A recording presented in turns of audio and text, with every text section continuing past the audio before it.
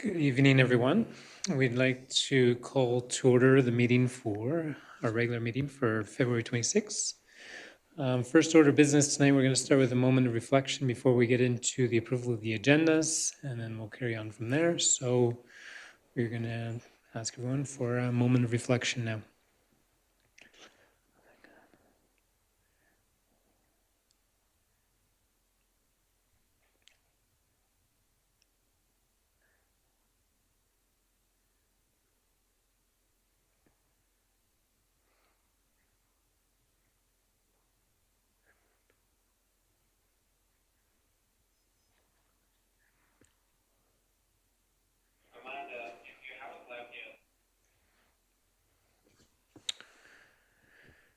All right, thank you very much. So approval of the agendas, we have two agendas. We have a consent agenda. Anyone wishing to make a motion for approval of the consent agenda? Councillor Wolstenholme makes the motion. Call the question. All in favor? Any opposed? Motion is carried. The regular meeting agenda, we will switch around our delegations. Beyond that, I have not heard of any additions or changes. CEO Burdette. Just that Ramona Robbins sends her regrets, and she will not be part of the RCMP delegation today. Very well. All right. Motion to approve the agenda as modified.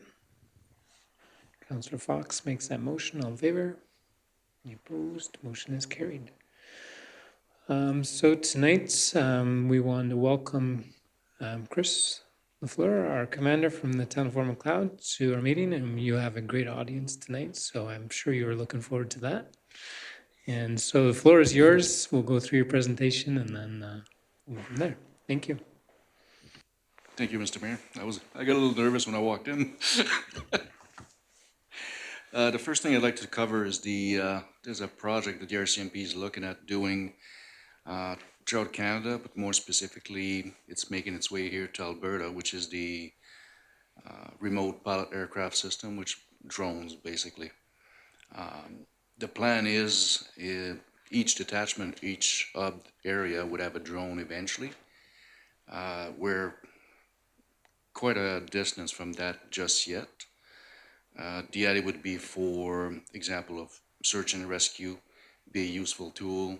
If we're doing surveillance on stolen vehicle, where we're not allowed to, in a lot of cases, pursue anymore, the drone system would take care of that. One of the problems with the area around here is we have such a vast area to cover that depending where the drone would be, in some areas it's a no-fly zone for drone. That would be an issue that we'd have to take into account. As well, say for example, nothing's been decided, but say for example that they decided that for the area, we'd be the main host, if you want, for the drone. So we'd have to cover Nanton, we'd have to cover Claresholm, all the way up to Lethbridge. Drone can only go so fast, so these are all factors that they have to take into consideration.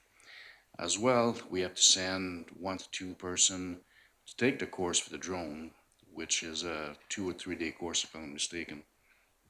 So it's not going to replace the helicopter that we have. It's not going to replace the fixed wings aircraft that we have, but it'll complement what we have, especially for large scale accidents or, when we have fatalities, that'll come in very handy for that.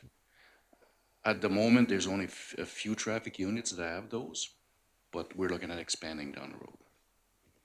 So any questions on that, or?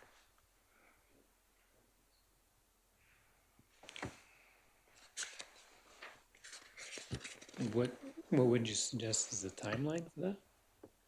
What would you suggest being the timeline? It'll be a few years. Yeah. It's right now it's making its way through Saskatchewan, so they're kind of working the hurdles there, and it's making its way here. There's a few pilots already, because we're calling them pilots, in Alberta, but nothing in this area just yet. Okay. So jumping in the reports for the third quarterly, or Q3. Do you want me to go through each meetings that we've had, or? I would say the highlights would be good, yeah. Okay. Monthly we're meeting with the Citizen on Patrol, trying to we're working with them to identify the people that we're concerned with, especially the habitual offenders, as well as we're trying to find ways to increase their numbers and increase the number of patrols in town. We found them to be quite effective. Unfortunately, they're having a hard time recruiting. So we're trying to help them as much as we can with that one.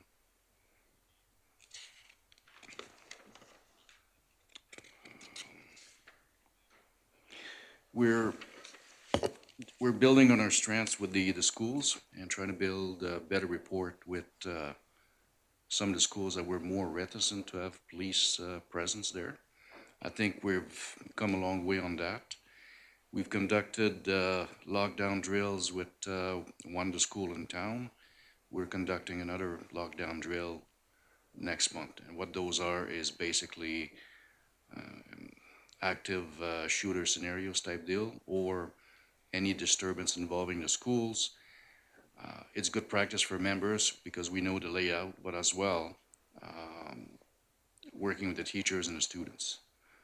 This is done in a very non-intrusive way. The students don't even see us because they're locked down in the classroom. But at least it gives everybody an idea what real life would be like and what we can make better.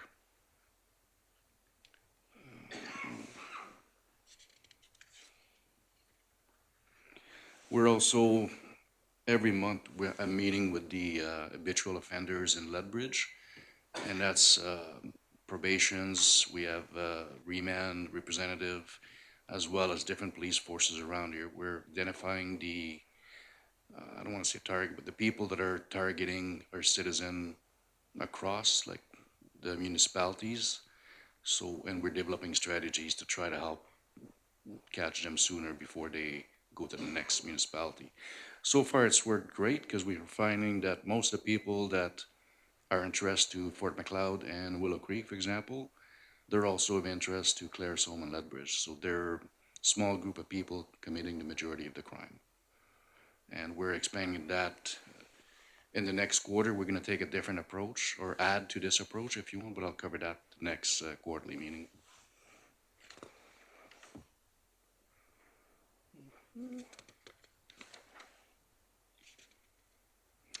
Victim Services is in a time of flux. They're switching from a local organization to a provincial organization. So daily we're getting emails as to what they're proposing, but there's nothing concrete. They're still in the hiring process right now. So in the meantime, we're sticking with the old model and we're still providing service to our victims. To that effect, one of the things we did at Christmas is we raised money for two organizations that we're dealing with that assist victims of crime. One was FCSS here in town, and the other one was Victim Services. So we raised quite a bit of money and goods, food for them. So hopefully that's going to have an impact that's going to last for the next little while. I've also talked to a couple of businesses that were interested in starting to raise money towards that and getting their own things off the ground. And I'm hoping that they're going to come back with some ideas as well.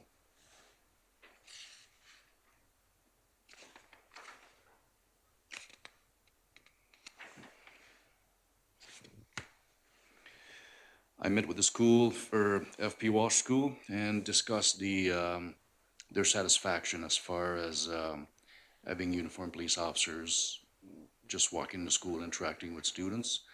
There was a little bit of reticence in the past to having us interact with students. We've come a long way to get over that, if you want. And because the idea is to having the student get to know us, we get to know the students, we're putting a human face. So it's not gonna be that bald cop that's, wants to talk to everybody. Eventually it'll be Chris from the detachment was in today, and he spoke to a few of us. The ones that I've sent to school so far, the comments have been very good.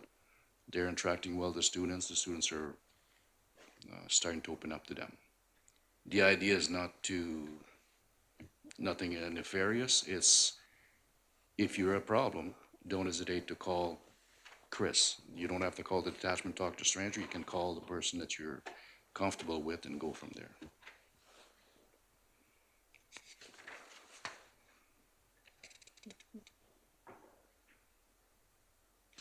And that's basically more or less all the meetings that we're having. There are different groups, different topics that we're gathering, but the idea is to build stronger relationship with the different units around us to try to find ways that we can help each other.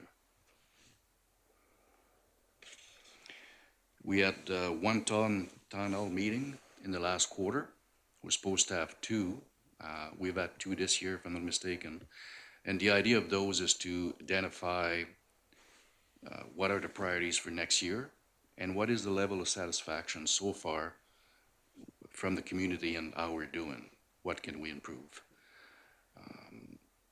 We're trying to get another one done before the end of March. So I've sent Anthony a couple of emails to try to identify a date that we can do that. So far, the priorities from the last town hall meeting all seems to be the same as last year. Obviously, because we have two highways going through town, traffic will always be a big priority for the citizen and the community.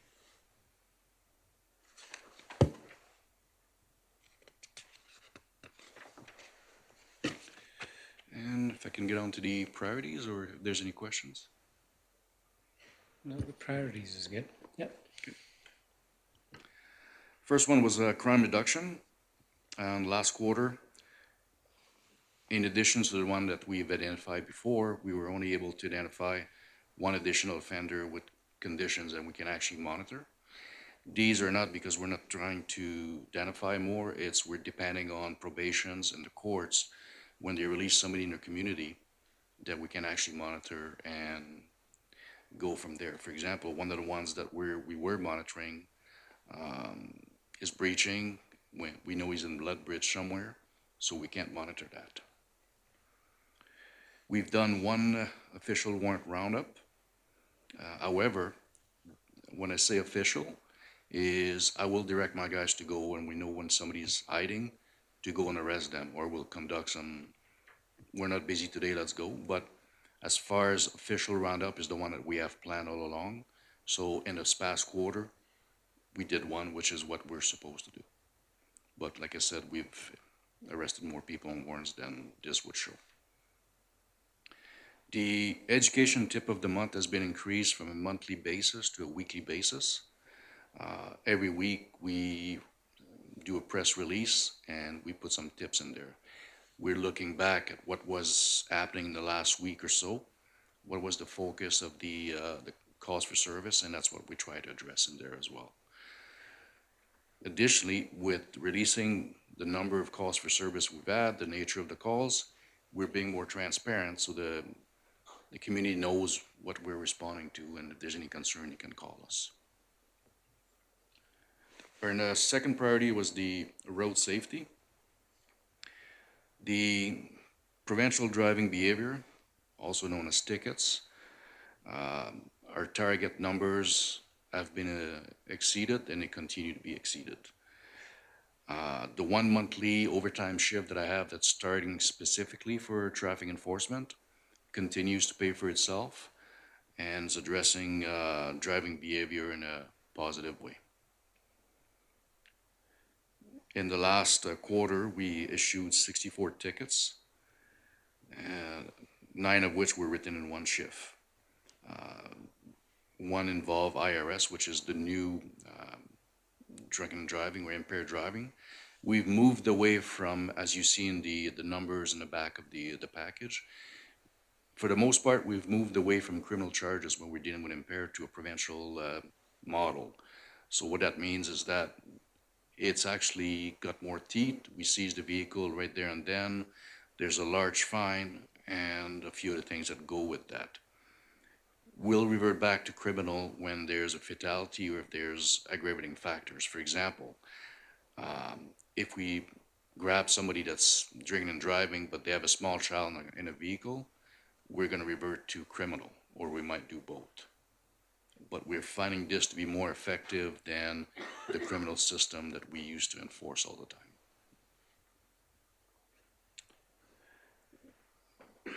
We're also doing warnings and defect notice, so we don't always give tickets. The idea is to educate people. So we're giving away, or we've given 15 warnings, for example, slow down or Registration continues to be bad. Well, go and register your vehicle.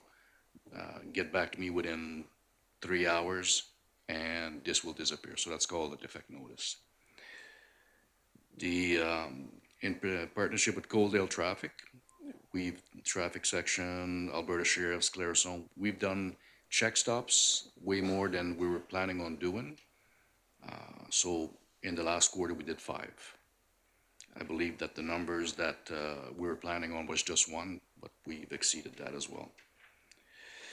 One of the reasons why we exceeded that is because of the Christmas holidays. The Christmas holidays being known for office parties, drinking and driving, so we try to step it up and prevent, and it seemed to have worked pretty well. Our yearly target for the check stop has been doubled already. Our number 3 priority was to be clear, accountable, and transparent. So as I mentioned earlier, we did a town hall already. Another one planned for this quarter that we're on now. I've polled the citizen that attended. They all seem to be satisfied with the way we're doing things so far. Obviously, still some concern with traffic and a few of the things that we're tweaking. Emerging crime trends were discussed, as well as what priorities should be focused on next year. Again, no surprise there. Most of the priorities seem to be very similar to what we're doing right now. Downtown foot patrols have exceeded the set targets. I'm a big believer in visibility, and I want my members to be seen. To that end, I've instructed everyone at the beginning of your shift, go and be seen, pull people over, and interact with people. Same with downtown foot patrol. When it's minus 20, I'm a little more forgiving about them not walking around, but other than that, I want them to be visible. I want people to know that we're on the road and that we're keeping an eye on everything. That deters people from committing crime that if they thought we're somewhere else.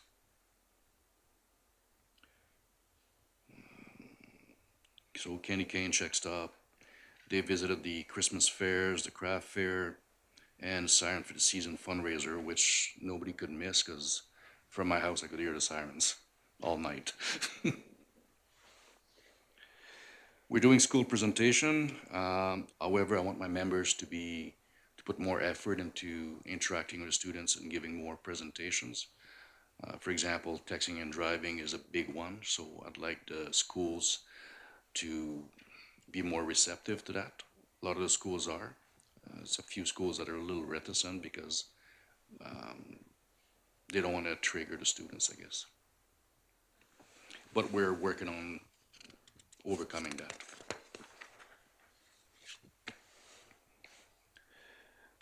Persons crime has gone up slightly.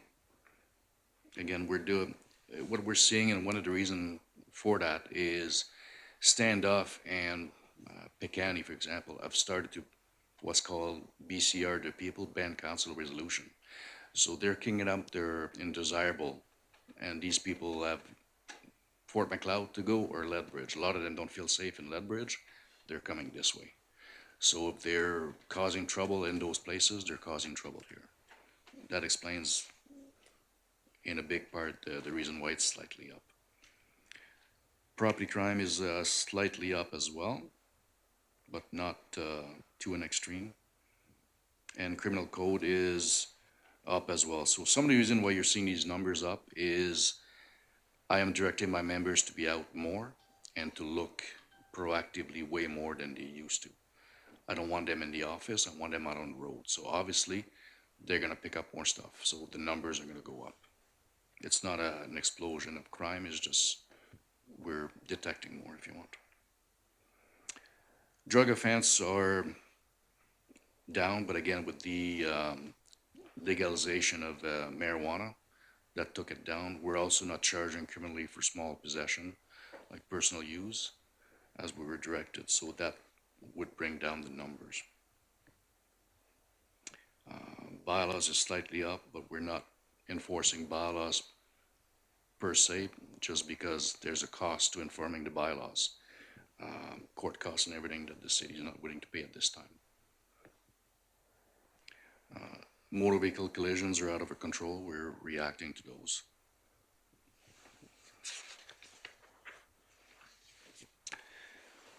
Police officers, right now I am down one person. We got a new, I don't want to say cadet, we're not allowed to say that anymore, but somebody just graduated from depot last week, so he started to work on Tuesday. When I have a chance, I'm going to bring him down by City Hall to introduce you to him, but he's a 39-year-old, originally from Lethbridge, and he seems to be a hard worker, so he's going to be a big bonus to the detachment. Unfortunately, the flip side of that is we lost Constable Stubby, so he's Constable Stubby's replacement. Constable Stubby's gone to Ontario. We're looking at losing another person shortly, and that's going to be Constable Tidd, who's one of our constable that's more towards the drug detections. It's what he likes to do. So he's going to be leaving in a few months, from what I understand, and we're still waiting to hear when his replacement is going to get here and who it's going to be. Other than that, we're at full strength once we get all those numbers up. Same with the detachment support. We have 2 that are working. That's the number we're supposed to have.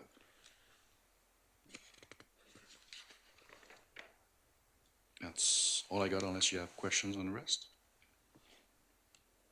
No, that was very good. Thank you, Commander. Any questions from any of the council members? Are we doing other candy cane stops throughout the year or just before Christmas? Typically, we'll just do that for Christmas around the time Siren, but we can do other stuff throughout the year, Yeah. depending. But it seemed like a good interaction with the community, right? So, yeah. Any other comments?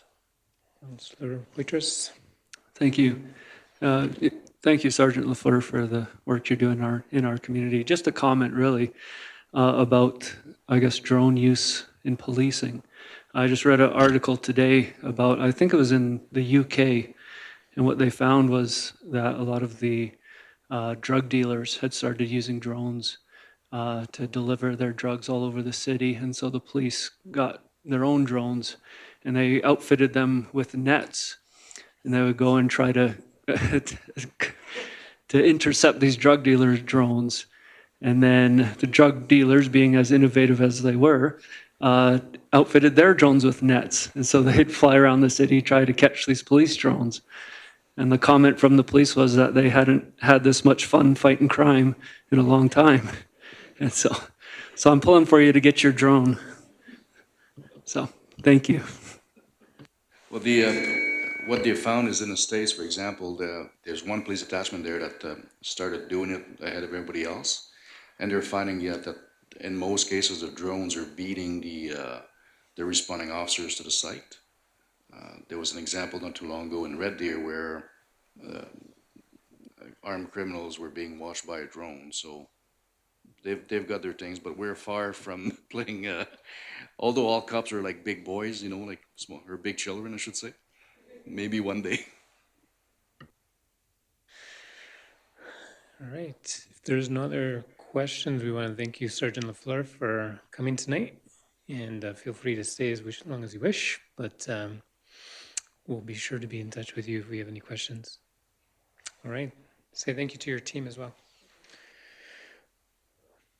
All right. Next up, we have a delegation, and we are pleased to welcome the MD of Willow Creek to our council meeting tonight. So we'll pass the mic over to Reeve Marianne Sandberg and her team.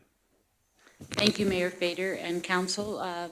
With me tonight, I have Deputy Reeve Glen Elm, Councillor John Van Driesen, whose area the solar project is in, Division 1, and our CAO, Derek Krizan, tonight. And our Director of Planning, Cindy Chisholm, who's sitting behind me. So we have our full contingency here. With respect to our delegation, it has to do with a meeting that we had with NEOAN, with the town of Fort McLeod and our IDP committee, and that is the Intermunicipal Development Plan. And that is basically why we're here tonight, is that we have issues of major concern on both sides with our planning documents, our land use bylaws and our our land use documents, development plans in the IDP, in that area where the solar project is by Neoen. And at that committee meeting, we raised all these issues with the company. And as a result of it, we decided that we would jointly write a letter also to the company expressing our concerns with regard to the IDP. And we do have several land issues. From the MD's point of view, it's the loss of good agricultural land. But we worked so hard on that IDP. Took us many months to come to an agreement on our part with the not having intensive and livestock operations and confined feeding operations and industrial uses, and to also for the town then to allow for future development in that area. And we also work closely with the town in consideration of your airport. And all of those factors have led us now to the fact that, you know, we should be jointly approaching this company and saying we are opposed to it for these reasons. Unfortunately, if they do go to the AUC, the Alberta Utilities Commission, Section 619 of the Municipal Government Act will allow them to give them permission to proceed with the project once the moratorium is lifted. That we're just supposing that would happen. And if it did happen, we have no say in saying yay or nay to the project. The Municipal Government Act supersedes us all with regard to the AUC's approval. Once they're approved, then they come to our municipality for the development, and that's where we have our say in development as to setbacks and other restrictions that we can put on them. So I think this is the opportune time for both municipalities to sit down. We have a letter drafted. We're hoping that we can jointly sign this and you know, just tell the company at this stage before they apply to the AUC that we do have these issues, that they could perhaps come and sit and negotiate with us, or also to look at another area that wouldn't involve the future development of that Highway 2 interchange with Highway 3, because of course we're looking at that CanMex highway corridor of Highway 2 and Highway 3, and then the Highway 3 development through there also. That's one other major factor for you guys, and then for us too, in that IDP area. So I think with that, it's an opportune time that we would put the question also to your council, Mr. Mayor, is the fact that would you consider having your council explore the opportunity besides this letter, if it, once it goes to the AUC for application purposes, to consider or give thought to working together on an intervener status to present to the AUC as being opposed to this, because of the intermunicipal development agreement that we have with us. So with that, I'll defer to my Deputy Reeve or Councillor Van Driesen if there's any other comments they would like at this point. You know, as far as I'm concerned, Marianne has wrapped it up. It's pretty straightforward in the letter that we hope that we can jointly sign and move forward. Where do you want me to start on our end? Yes, I definitely feel what Marianne said was good.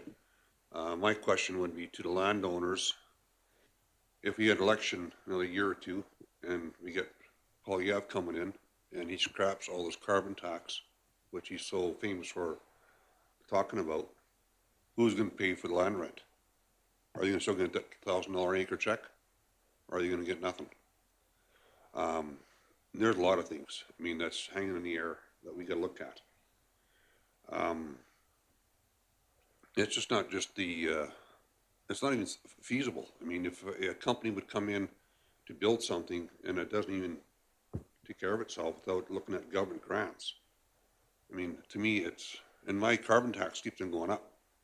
I mean, April 1st, no, 23%. I mean, it's going to hurt us.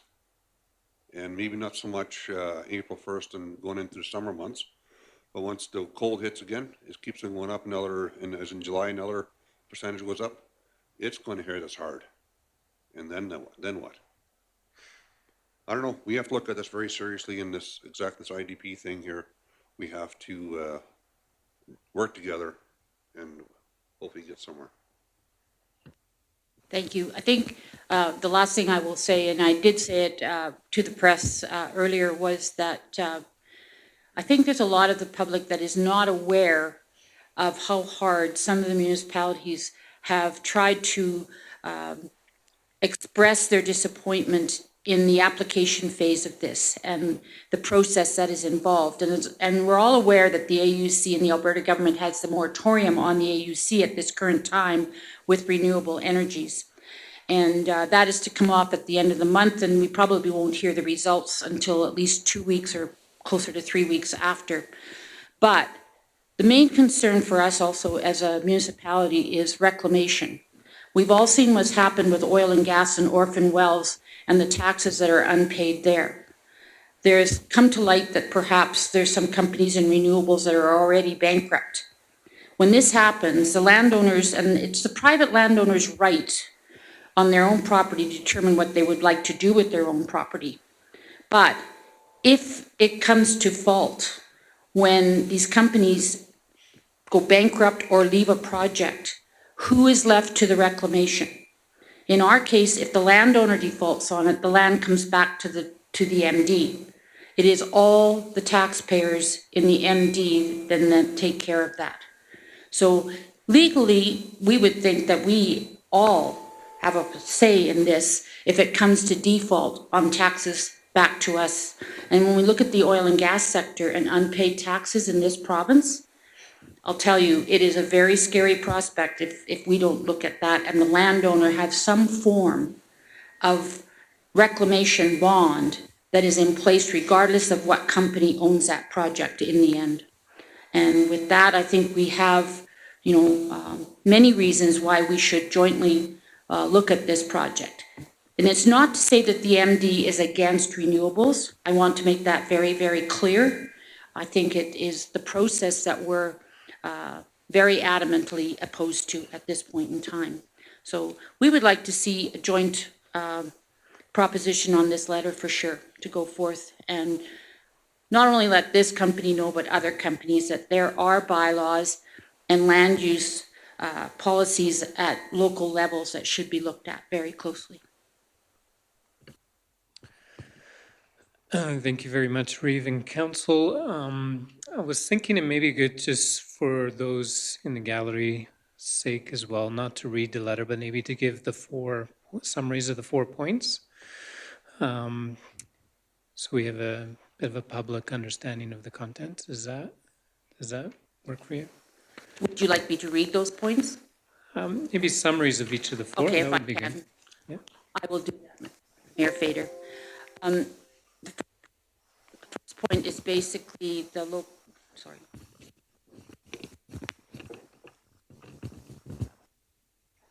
Did I disconnect it? The first point is basically just giving the location of the project. It's located between Highways 3 and 810 in close proximity to the proposed Highway 2-3 bypass. And again, I'm referring to the Canamex North-South Trade Corridor, is the north-south portion of Highway 2 and Highway 3 system in Alberta.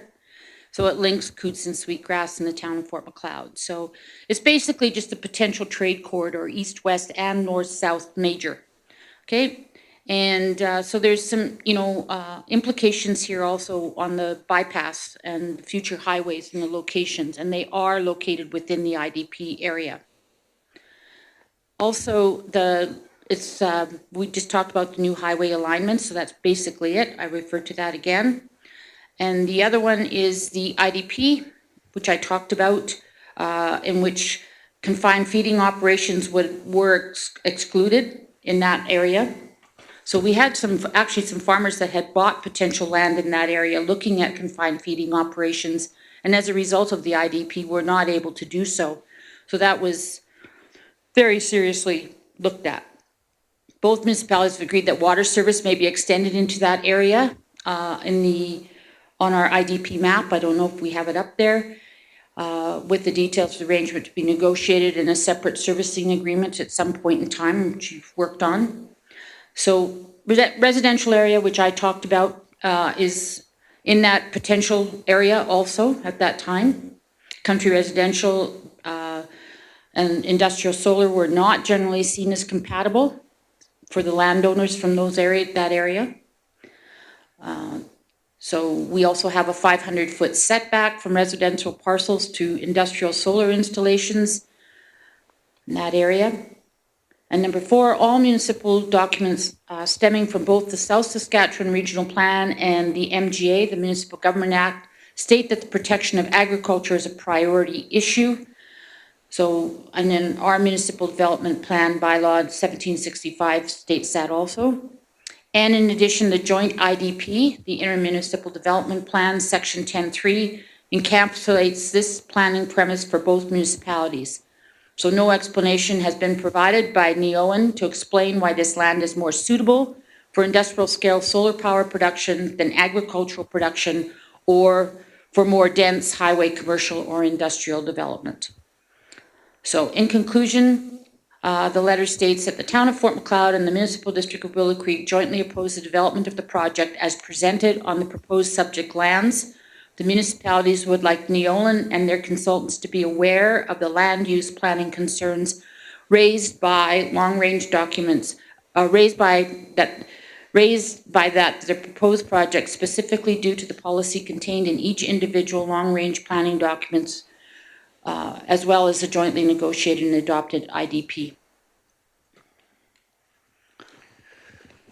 Thank you very much. Very much appreciated. And since this development is solely within the MD of Willow Creek, I assume that you've had a lot of feedback from your ratepayers regarding this development.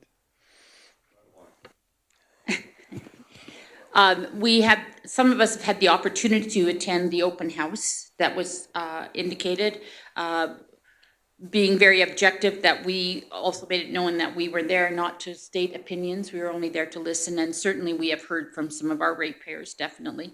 Okay. All right. Any other questions from our council for the delegation tonight? On behalf of the town of Fort Macleod, we want to say as well that we've appreciated having the discussion together with the MD of Willow Creek and being able to understand the concerns. I completely agree. We completely agree with the IDP. That was a long process, and it's not there for no reason. And right now, it seems like this this project specifically goes against so much of the principles behind the IDP that we've developed together. So it is our opinion at the town of Fort Macleod, and we'll vote on it in the consideration of the delegation that we'll have right after this agenda item, that we would also want to speak against the project right now. And on behalf of council, I believe we've said as well, we're not against solar projects. They're happening throughout the province. That's not the issue. It's the issue of how we identify and locate lands best suited for solar projects within the province. We've got a lot of land in our province, and I'm hard-pressed to think that this piece of land is the ideal place for a solar project of this nature. So seeing that, if the delegation has anything else to say, then we'll continue on with consideration of the delegation that we just had. On behalf of the town of Fort Macleod, is there a council member wishing to make a motion regarding the letter that's been presented to us by the MD of Willow Creek? Councillor Monteith, and the motion is to approve the letter. Any further comment or discussion on the letter? None? Yeah, I'll just reiterate some of the other comments that we had. CEO Burdette, did you have any other comments? I think the letter's, it's very well written. We relied a lot on the professional expertise from our planners, and we're really leaning into all the work and the time and the agreement that's been established already within the IDP area. It's not easy to get two municipalities to agree on everything, and so we've established this this area that's allowed us to to work together. And so to have them to come in and have the third party tell us what's going to happen there, I think everyone feels a bit challenged by that. And I think we have a very good argument. Because of the future of the town of Fort Macleod as we're growing and that area, I think that we have a good argument to support that that is not an ideal area for this project. Just a note that this letter would be intended to be sent as well to our local MLA, Chelsea Petrovic, the Alberta Utility Commission, and to Sabre Energy. Perhaps, Mr. Mayor, if we could sign this in front of the press jointly, that would be a good idea. That would be good. I'll maybe clarify the motion. You had mentioned something about intervenor status as well. I think that's something we would consider at a future date, or did you want that included in the motion? No, I think it was there as a question for, certainly for you, your council, Mr. Mayor, to consider and bring back to us at another date. Okay, so the motion stands. And if there's no further question or debate among council, we'll call it the question. All in favor? Any opposed? Motion is carried. So we'll take a quick recess now and we can sign the letter together jointly and then we can carry on with the regular meeting agenda after that.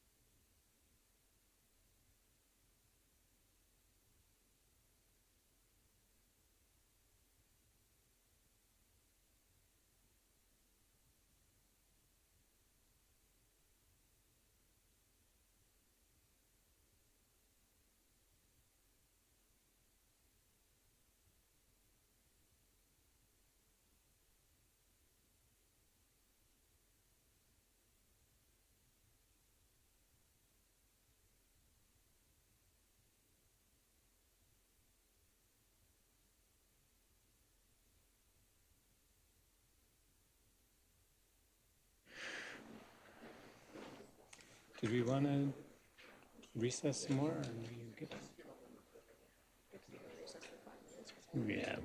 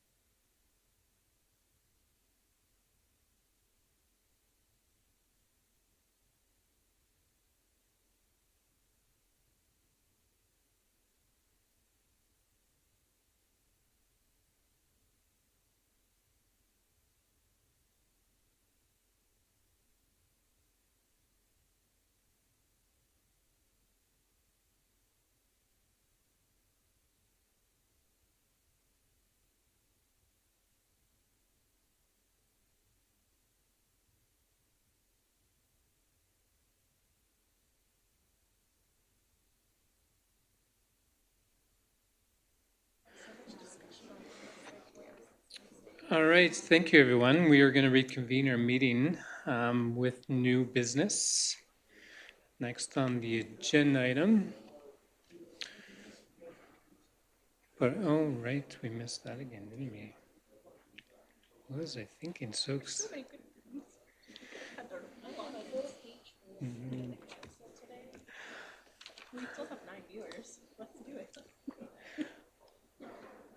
All right, council, we're going to backtrack a little bit for the good of council. I am sorry, I completely missed that.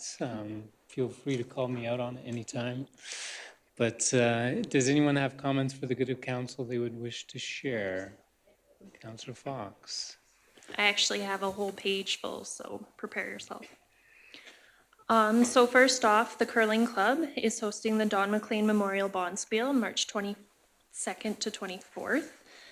They're hoping for 10 men's teams as well as 10 women's teams. And this afternoon, they were about halfway full. So get your team in. A couple deadlines coming up. So Fort Macleod Soccer Association, registration is open till February 29th. They also are looking for coaches. If they don't get enough coaches, they can't run their season. Also, Coulee Kicker Soccer Association, which is for some of the older kids, is also, deadline is February 29th. Fort Macleod Little League, deadline is March 15th, and these are for ages 4 to 16. To register for any of those, you can find them on their Facebook pages. That wasn't a page full. Kid. And Councillor Henniger? We should call back our full gallery, but I'm Yeah. very excited that we have our one resident who's always here because he is our true fan. And so we have a few items. We had the Chamber of Commerce event, if somebody else wanted that, but it was a really great night. Chamber of Commerce, that was one of Sydney Tobler's last events as executive director, and it was very well executed. It was amazing. Just want to give a kudos to all those businesses and even our Junior Citizen of the Year, Cordelia. It was just such an awesome evening and really great food by MA Catering. The other item I wanted to say is the 150th Celebration Committee met today, and we do have an event now, an event page on the Facebook, jointly shared between the Town of Fort Macleod and Tourism Fort Macleod. I encourage everybody to go and invite all of their friends on all of their Facebooks. That would be a great goal because we will be announcing the awesome country singers hopefully in like a week. So that's going to be big. And so please go and find the 150th celebration of the Town of Fort Macleod on your Facebook. Councillor Monteith. I'm going to give a little bit more detail than Mackenzie did because I'd specifically like to congratulate David Hughes on Citizen of the Year. Very well deserved, and it was good to see that. Also, congratulations to our own Bernadette Marino for the customer service. Also, and I've let everyone know, but an article in the Daily Hive out of Calgary on Friday, the author talked about 6 places in Alberta that she thought were great places to retire to, and Fort Macleod was one of them. So very nice kudos for the town, and it was really good to see. So that's all I have. That was a good page full. Anyone else? Councillor Poitras. You betcha. Just a big congratulations to the organizers of the Hockey Through the Ages charity tournament that happened a couple weekends ago. They had a great weekend. Haven't heard final numbers, but from all accounts, they had a very successful fundraising endeavor. It's great to rub shoulders with the hockey community there and to see a lot of, I guess, previous Fort Macleodians come back home and participate in the tournament. It was a great weekend. And so thank you to that group for organizing and putting that on, to all the volunteers who put in a lot of work into that. And we're very excited to be working with them on a new project. They are donating their proceeds to a new outdoor rink, arena/sports court. And so it'll be exciting to see that project come about. So again, thank you and congratulations. Oh, and there's one other event this past week, and maybe CAO Burdette can comment on that. This past weekend, we had the Alumni Invitational, which is a volleyball tournament that invites other communities and their alumni teams from their high schools to compete for, I guess it's not cash, but to compete for a prize, a monetary prize that goes back to their schools. And so we had 12 teams competing. Our women's team came in second, and so they did very well. Our men's team came in fourth, which they still did very well, but didn't quite get as high. The men's side tournament was won by Emmanuel Christian, and the women's side by Catholic Central High School. It was an excellent weekend, lots of great people coming out. It's a great opportunity for people to it's almost a reunion of types, right? They see people that they haven't seen in a long time, and so it's a great fundraiser. It was a successful fundraiser for us this year. Oh, very good. That full list. Councillor Henniger has one more. I forgot to say it was reading week last week, so I hope the parents and guardians survived that one.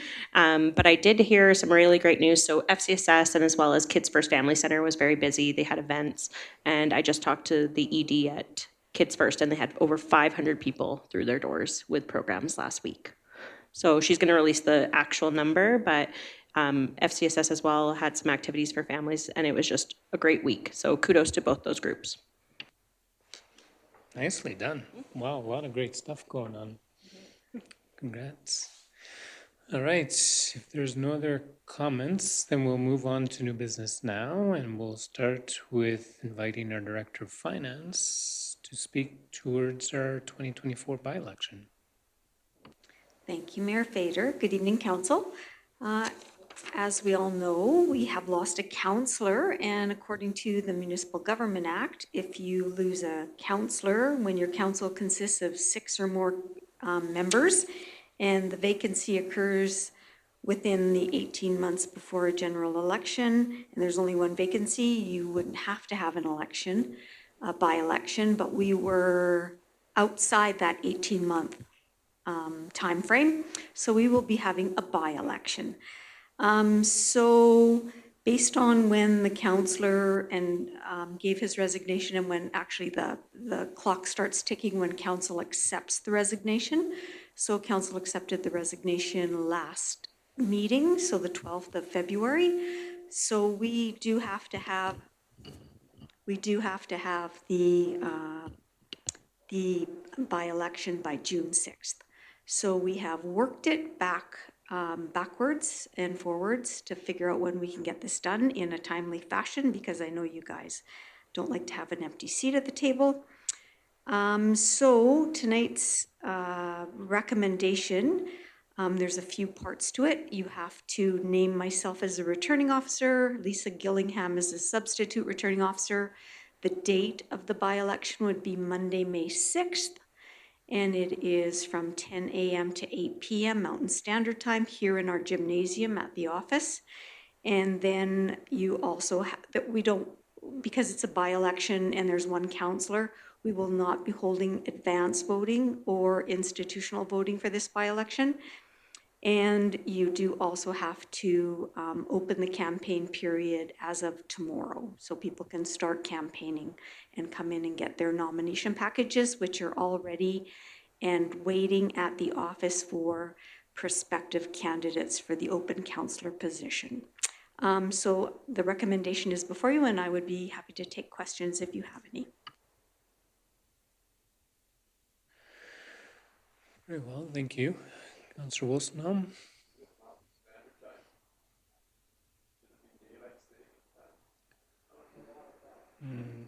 Well, I think we're Mountain Standard Time. Yeah. Yeah, it's always Mountain Standard. It's just daylight savings within Mountain Standard, if depending on daylight savings, yeah.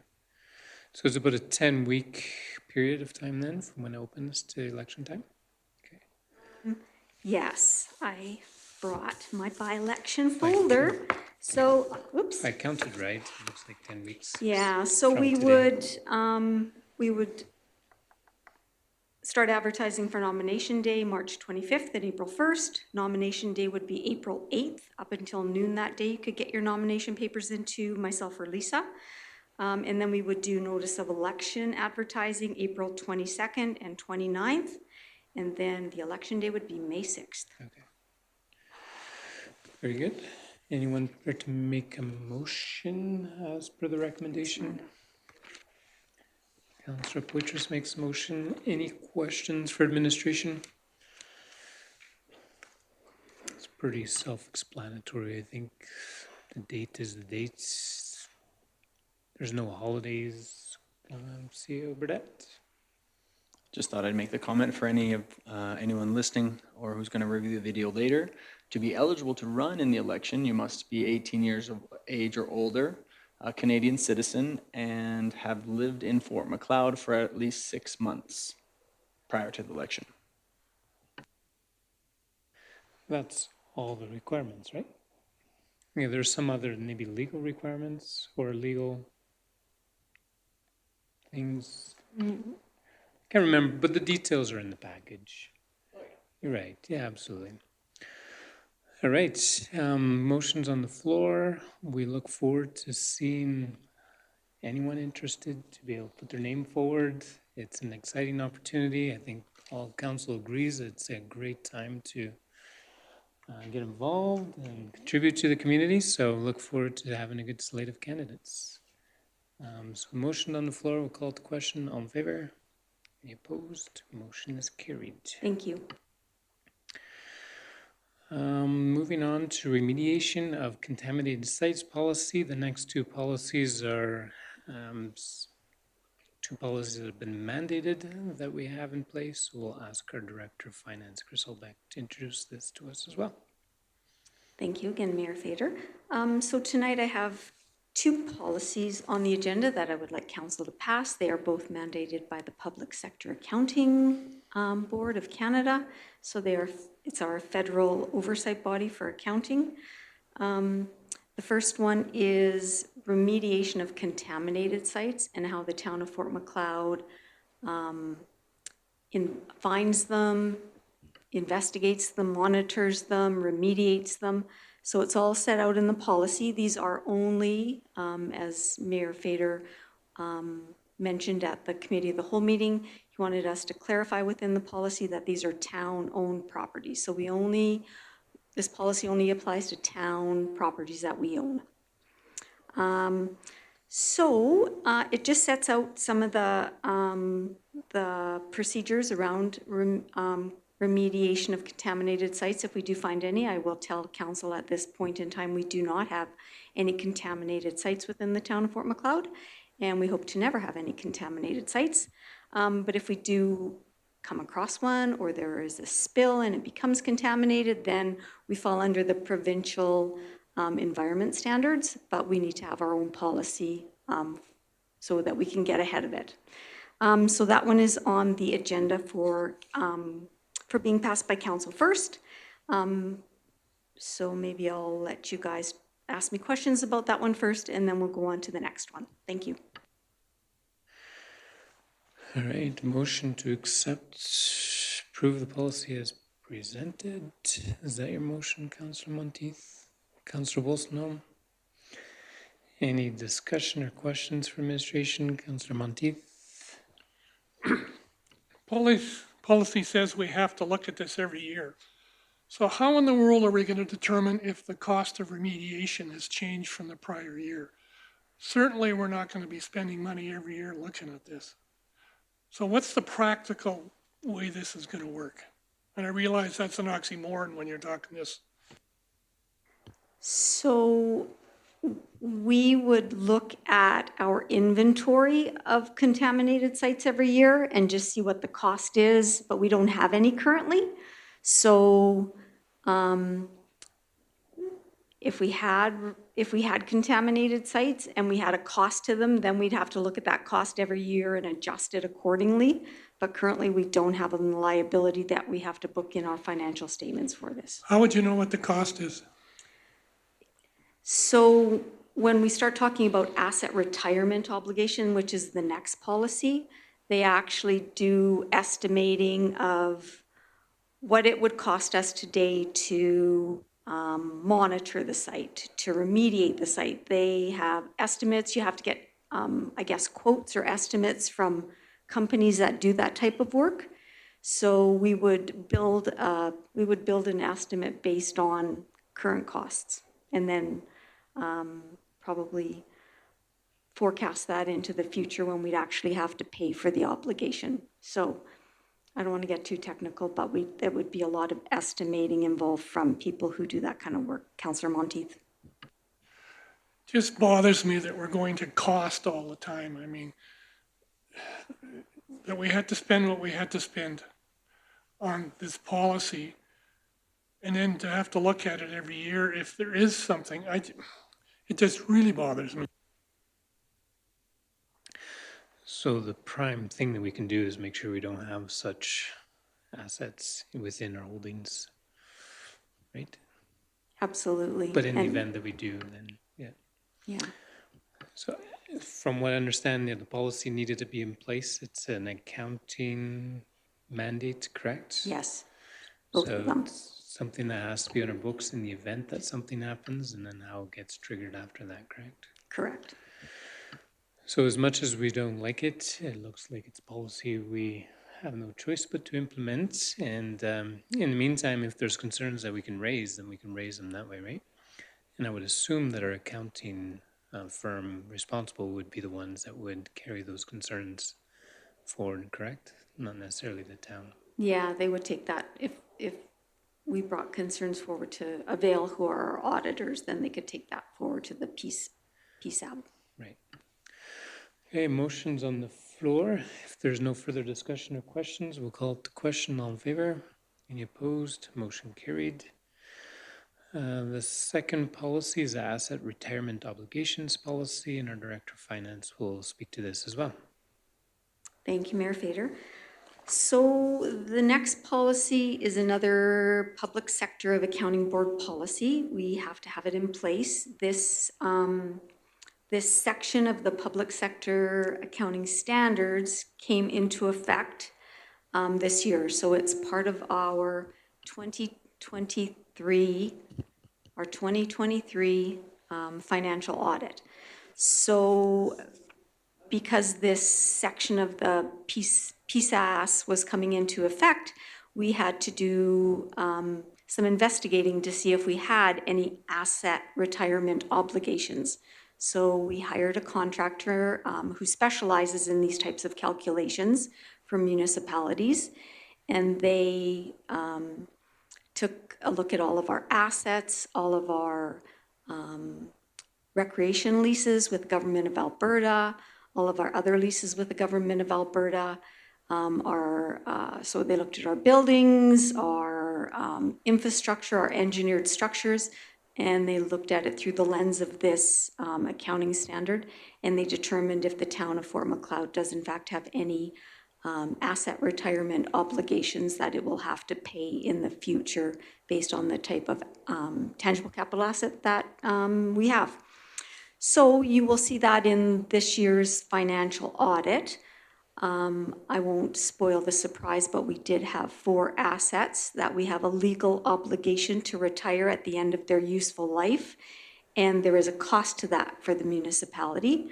So we did have to book an asset on one side and a liability on the other side, and then we have to depreciate the asset over the rest of the asset's useful life, and we have to increase the obligation for the asset's useful life until it gets to the number that we have to pay out in their estimation at the end of the useful life to get that asset not remediated, but if you have to retire it, you have to decommission it, you have to tear it down, you have to test, you have to do all these things, you have to get people involved, so there's a cost to that.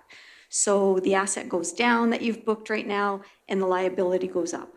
And then every year, like the previous one, we have to look at the calculation and make sure that it's still valid, and that there's not more assets that have to get in, or some that might be going out.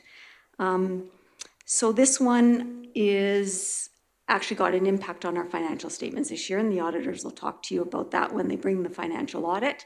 But this one is based on a legal obligation. So there actually has to be a legal obligation to the town whereby we have to retire one of our assets.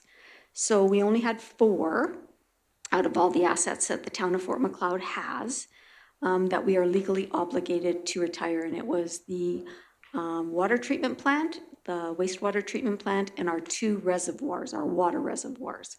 So those were the 4 tangible capital assets that got pulled into this new accounting standard.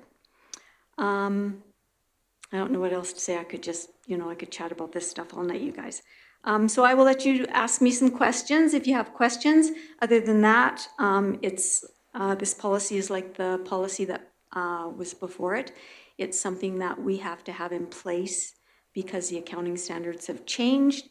And this one actually we need in place because we do have these types of obligations on our, booked in our accounting financial records now. So thank you. All right. Anyone prepared to make a motion as per the recommendation? So Councillor Fox makes a motion to approve the policy. Any questions? Councillor Monteith? If I'm reading your summary correctly, we have to set up both an ARO asset and liability? Yes. What asset are we creating?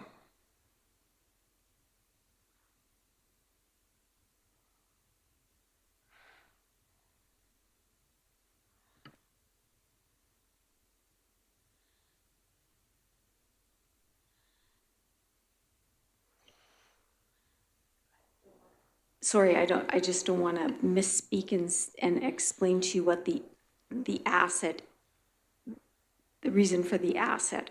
I didn't bring my notes with me, and I don't want to misspeak, Jim, so I'm gonna say that I will go back and I will get more information on what one in particular that asset is, but it does come out of the net present value of the obligation.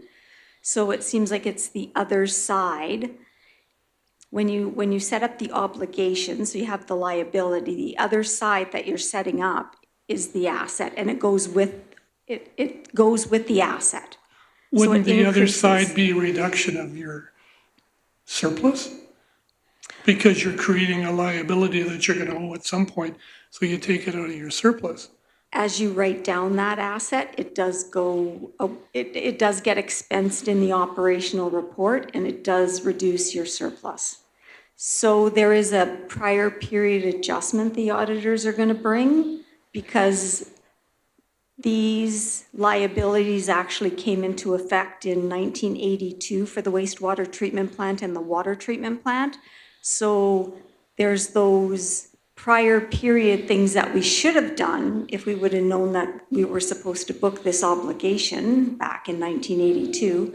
So there's going to be an impact on our surplus as they apply that prior period adjustment.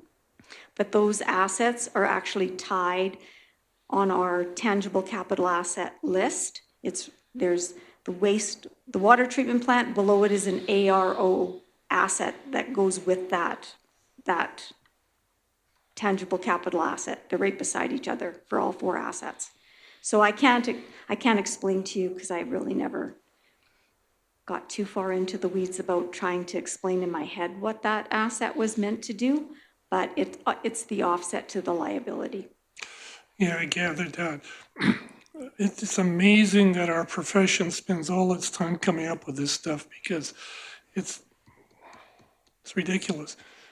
So we're going to spend $50,000 coming up with an asset and liability that agree. No effect on the financial statement. Like, what's the purpose?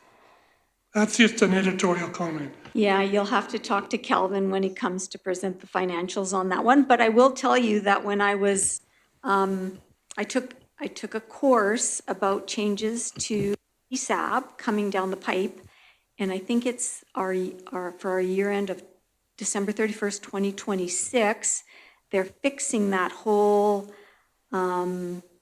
financial asset, financial liability on the balance sheet thing that we all hate so much. So they're redoing the financial statements to make them more user-friendly. That's what they promised in the course that I took. So I have high hopes. I guess the thing that comes to my mind is public sector accounting standards brought this forward. They must have a problem they're trying to solve. Do we have a clear understanding what that problem might be? They want perfect financial statements, which you can't achieve.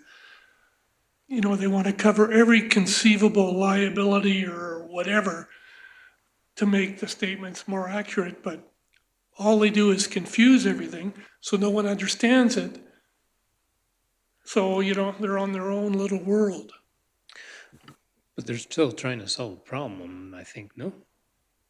I think maybe, my personal opinion is that there was some lawsuits in the States, that they had like something like a contaminated site or a decommissioning thing that they never booked on their financial statements, and so now we all got caught in the big net. So that's my personal opinion, but you can ask Calvin. Yeah. Talking about nets. All right, so the motion is on the floor to approve the policy as presented. Any further discussion or questions, debate? Seeing none, we'll call the question. All in favor? Any opposed? Motion is carried. Thank you. You're welcome, Chris. Thank you. Moving on then to waste management, and we'll have our new Director of Operations, Wally Ola, speak to this for us. Good evening, Council. It's a good time to talk about waste management. To ensure that the town of Fort Macleod achieves the best efficiency, service, and financial responsibility for its waste management provider to the town has concluded, the administration has concluded that it is necessary to discontinue the current provider and initiate a request for proposals for this service. We are asking the council to discontinue the town's current garbage and waste collection services contract that we have with GFL Environmental Incorporated, and instruct us to initiate the request for proposal process for our waste management services. At the same time, we are doing a public participation policy for garbage and waste collection at the moment, and we have an attached draft copy of for our survey for your information with this. So we want you to approve that we discontinue with GFL, at the same time to approve that we go ahead with a request for proposal for a new company to manage our waste, solid waste and recyclable waste in town. Very well. Should the motion state to serve notice to discontinue, so it doesn't imply that it's discontinued as soon as the motion's made? Yeah, the current contract that we have with GFL, we have to give them a period of 6 months as a notice to terminate the contract. And as soon as this is approved, we'll go ahead to inform them tomorrow. Sure. And we have a timeline to issue the new RFP starting on the 28th of February, if you approve. Okay. So the request is for a motion from council to serve the notice. Is that correct, Anthony? Would that be? That would capture the spirit of what we're trying to do. Yep. To serve notice to discontinue the town's current contract. Anyone prepared to make that motion? Councillor Hanniger makes the motion. Any further questions for administration? Any discussion? Councillor Burdette? I'll just make a couple of comments. Just given the, I guess, a few things that are included there. This notice of discontinuation isn't a whole lot, I guess, early from our contract being up anyway. As you can see in the submission there, November 8th was the original motion to accept that. And I believe the contract was signed the following month. And so this notice, it really only cuts the contract short by a few months, but it does allow us that lead time to do the RFP, and if we are to change, have that time to implement someone else before the winter months, as the winter months are a lot more challenging to initiate any sorts of changes. And as our Director of Operations stated, this is just to ensure that we are providing the best service and the most efficient costs we can for our solid waste services in Fort McLeod. Very well. And there's suggestion that a survey will be going out as well. Do you want to highlight that a little bit? Yeah, we have a survey that we want to do to ask the residents of the town questions about their experiences in the last 2 years with GFL and the level of service they're requesting for, if there's going to be any change, and what they're asking, like if they have concerns, if they have questions, so that could be implemented in the new RFP that we are implementing, and to pass that on to the new contracts that we want to have with the new provider. So I think it's clear that the intent with this is not to change much, if any, of the level of service. It's more or less putting it out to tender to ensure that we have the best service provided for the town. Yes, we believe the residents and the people of town of Fort McLeod, they deserve a better service, and that's the reason why we're doing this survey and going ahead with this RFP. Okay. All right, if there's no further questions, discussion, debate, then we will call it to question. All in favor? Any opposed? Motion is carried. Item 5, a National Police Federation 2024 budget update. And our CEO, Anthony Burdett, would like to speak to this. Thank you, Mayor Fader. Good evening, Council. What you have before you is a recommendation that comes from the National Police Federation. And as you can see, there's the, what do they call it, the National Police Federation pre-budget submission for 2024. And in that, the National Police Federation is making some asks to increase the funding to the police forces, and in essence by asking us to support this motion, requesting additional funding so that they might provide additional police officers to areas like Fort McLeod. So it's Council's recommendation that Council directs administration to draft and send a letter on behalf of Mayor and Council of the town of Fort McLeod of the government to the government of Alberta in support of hiring additional RCMP officers in Fort McLeod and across the province as outlined in the National Police Federation letter. In summary, just to highlight here, in their budget recommendation, they emphasize that we need an additional 400 RCMP just to accommodate the population growth since 2017.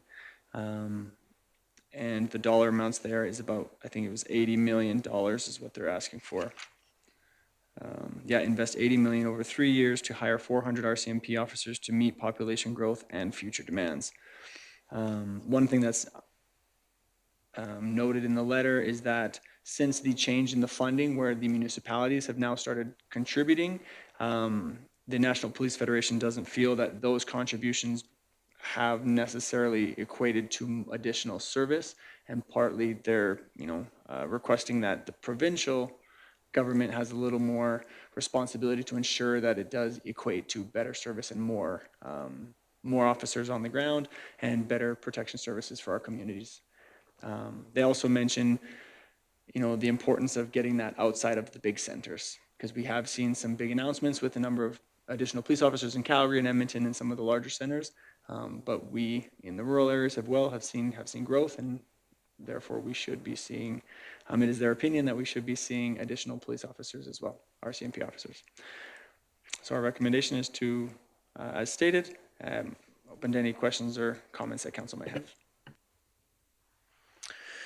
Very well, thank you. Anyone prepared to make a motion as per the recommendation to forward a letter on behalf of the town of Fort McLeod requesting additional funding for RCMP services within the province of Alberta? Councillor Fox makes that motion. Any further questions or discussion? Councillor Monteith? The last time we were promised more RCMP, we didn't get it. We were told that the amounts that were downloaded to the towns would result in more service. That definitely didn't happen. 2 or 3 visits from Lethbridge or Calgary scanned groups and whatever is not worth $200,000. So I think we need to really emphasize that, it's fine and dandy to say this, and if we have to pay more, fine, but we need to see results, not just some nebulous thing that we're benefiting from something that's happened in Calgary. So you're speaking in favor of the motion? Yes, I just want to make sure we don't get, lied to again. And how are you going to prevent that? How are you going to prevent that? Any other comments, questions on the letter? I think it's good to be able to emphasize, and I know some cities have discontinued their RCMP contracts, correct? Like, I think it's Grand Prairie, was it? So I'm not sure how that all equates into the puzzle, but if they've taken on all their RCMP contracts, that should technically add RCMP members into the rest of the province, but I'm not sure how that all pencils out. You should look at Surrey to see what happens when it doesn't go well, because that's just a disaster, is my understanding. How do you mean? Well, the mayor decided, or the council decided they were going to get rid of the RCMP and have a municipal police force. Did not go well, not at all.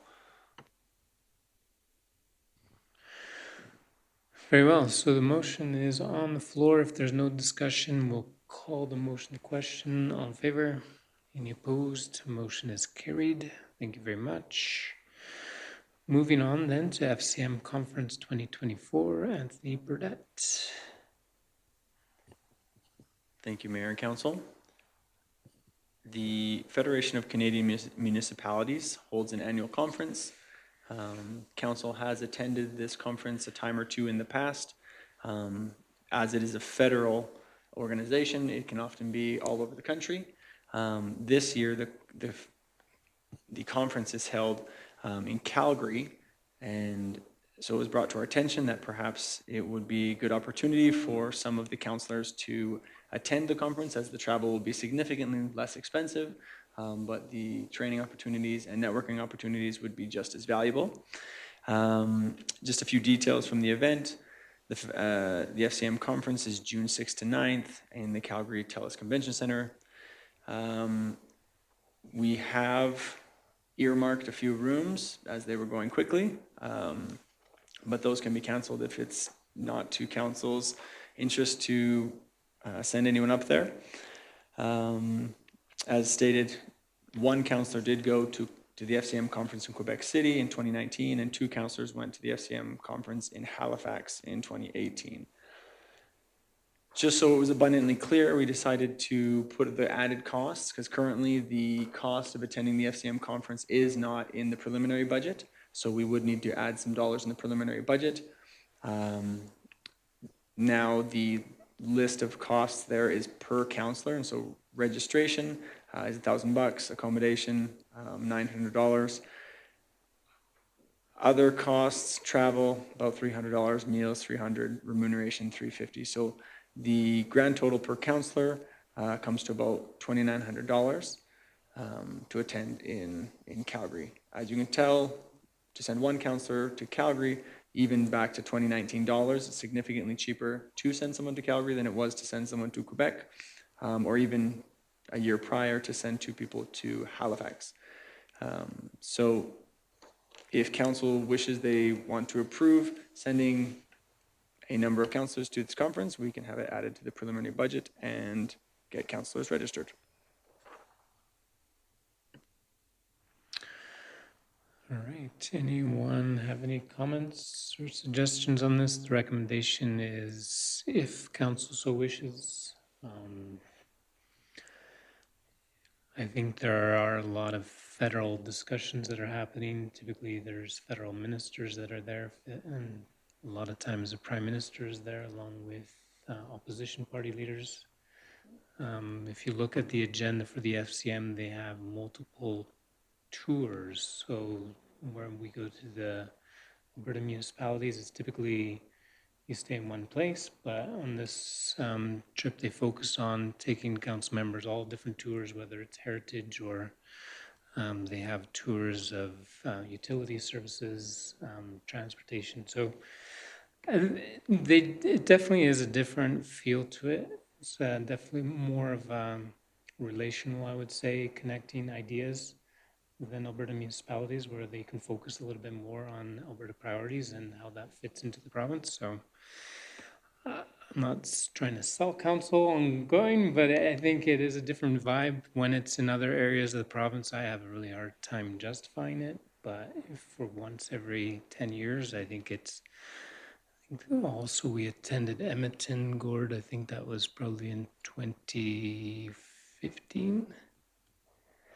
2015 was attended, and I think there was 3 or 4 council members that attended at that time, just because of the proximity. So it's only in our area of the country once every probably 8 to 10 years. So there's any thoughts on that, suggestions on how many council would be interested in, if and how many? It's a weekend too, which makes it a little bit more flexible for those that are in workplace. You can, Alberta municipalities during the weekday. This is more a Friday to a Sunday.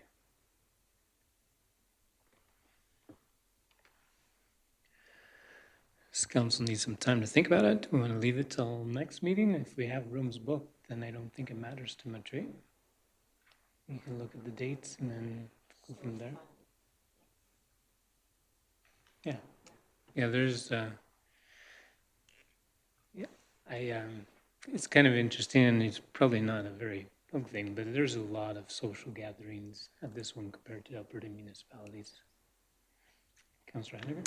There's a really cool one on disaster resilience, which I think is awesome, and even like Animal Services Center, but there's even an e-bike tour to go to a bird sanctuary. I think Gord would love that. All right, is council interested in deferring then? And everyone can take it back, give it some thought. So if we can get a motion, do we need a motion to defer? No? Okay, so we'll leave it to the next council meeting if everyone can take it away. If I may ask, how many rooms did you? Okay, so 4 rooms are currently booked. So if there's any indication that there needs to be more than 4, we need to let staff know as soon as possible so that they can plan accordingly and you're not staying on the other side of the city. All right, thank you very much. So we'll defer that to the next meeting. We'll move on to item 7, McLeod Landing Subdivision Phase 1 Pre-Sale, and our CAO Anthony Burdett would like to speak to this. Thank you, Mayor and Council. The McLeod Landing subdivision pre-sale, this has been a long time coming. We've started with our appraisals and the area structure plan, and we've worked on these numbers and the plan and with our lawyers and realtors and come to these figures and the plan to finally get kind of a little bit of traction in the sale of the McLeod Landing lots.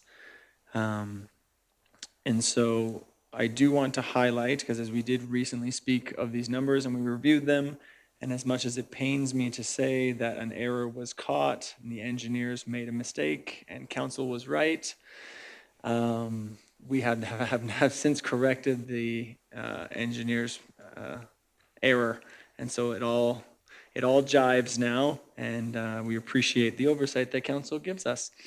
So today, the recommendation is that council approves the McLeod Landing subdivision lot pre-sale to open on April 3rd, 2024 at 10 a.m. And offers would be accepted on a first-come, first-served basis with a 10% deposit. And the lot prices are to be set as follows. So all of these prices, now, as you can see on these prices, we don't have the lot block and plan listed as the subdivision process isn't complete. And so the lot block and plan numbers are subject to change and be adjusted. On, I think, almost every plan I've received as the project progresses, the lot block and plan has been different every time. And so administration, and we've got great people here working at the town, what we've done is we've assigned a roll number. And the roll number will not change because that's an internal number that is dictated by us. And so we've attached a roll number to the specific lots so that we can keep them all clear. So, we would hate to, for someone to think they're buying one lot and they put a deposit on the wrong lot. And so we've established roll numbers. We've also established some very clear maps so that people can see what is the price with the lot in question circled. And we feel like that type of information is really handy for people, as a lot of us, to be able to see it and visually interpret it is a lot more valuable than just seeing a number on a page with a lot number or a roll number that might not be as relevant to them. So before you have the prices that we want to set for McLeod Landing, and the date and the time, and we have been working on this marketing material with information to be released on our website. Over the past number of months, we have been accumulating an email listing of interested parties. Every time we produce something, we always have the invitation that if you are interested, reach out, and they've been reaching out. And so we have accumulated an email list with a number of interested parties, whether that be for the multi-unit land, for residential or commercial, which is great. And as we get closer to a sale date, we're getting more interest, and the people on the list are getting more excited, and there's a bit more conversation the potential of what they could do with the land if they are the successful purchaser. So that's the information you have before you. I'm open to any questions or comments. Thank you very much. Anyone prepared to make a motion as per the recommendation tonight? Councillor Poitras makes that motion. Any other comments or questions for administration? This is an exciting time. I know we've seen some equipment move on to the property just behind John's Independent. This is a great opportunity for anyone interested in more development in the town of Fort McLeod to make the most of it. We have ran out of town-owned lots on the residential side for sale. So we're looking forward to interest, whether they're neighboring communities, and we've appreciated the interest so far and look forward to seeing the town move forward on that. And phase 1, 2, and 3, did you have any comments on that? Is that highlighted as well as in the marketing material that we had talked about? Since our discussion, we haven't updated. It's the same marketing material that we had prepared, but it is in our plan to kind of include a broader perspective of what is coming in phase 2 and 3. And as we discussed with council, phase 2 and 3 would be initiated upon, at what speed is phase 1 being developed.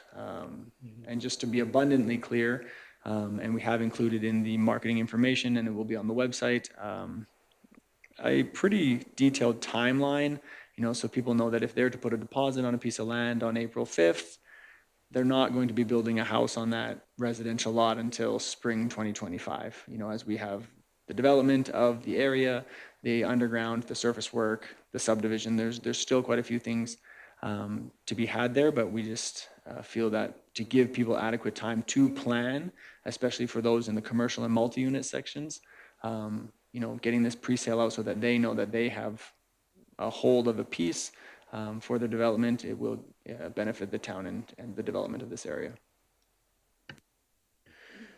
Very good. Any other comments, questions, highlights, debates? If there is none, we'll call it to question. All in favor? Any opposed? Motion is carried.